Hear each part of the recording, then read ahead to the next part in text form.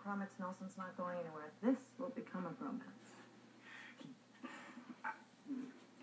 Okay, well, alright. I'd like to introduce you to our murder weapon. Single-board computer. Very primitive, but very powerful, and more importantly, not actually part of the coaster computer. Should I take a seat for this? No, I'll be brief. And riveting.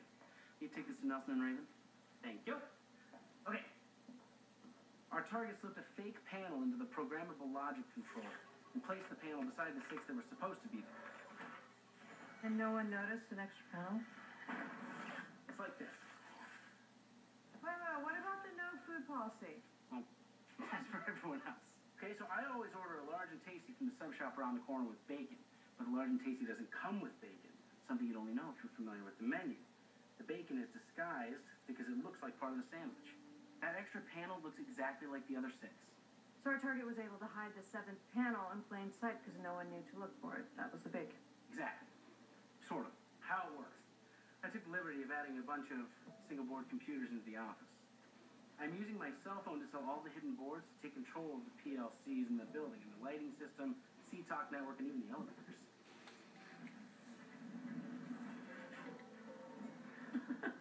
So your cell phone controls the programmable logic controller? Yeah.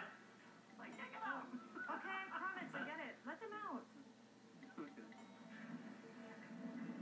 Ready for the scariest part? A single-board computer like this can be found anywhere online for about $50.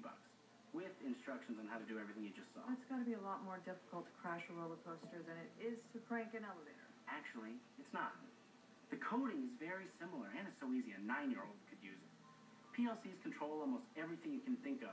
So, with one of these single-board computers, anyone can hack in and take control of the PLC. If anyone could be the target, how do we find them? I'm keeping my fingers crossed that when Nelson and Raven process that board, they'll find trace that'll give us a match with Encodus and Avis.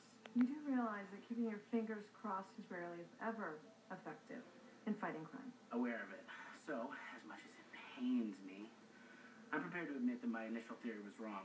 Our hacker was not in the control room plugged in when the crash occurred. He only accessed the room once to place the board. After that, he did everything that I did in C-Talk. He used a Bluetooth radio that he attached to the board to communicate with the computer to cause the crash. The board is our murder weapon, and now it's our smoking gun. You said the park's computer was air-gapped. Yeah, but the board that the target plugged into the computer wasn't. The Bluetooth radio on the board pairs with any device that knows its unique address within 60 feet.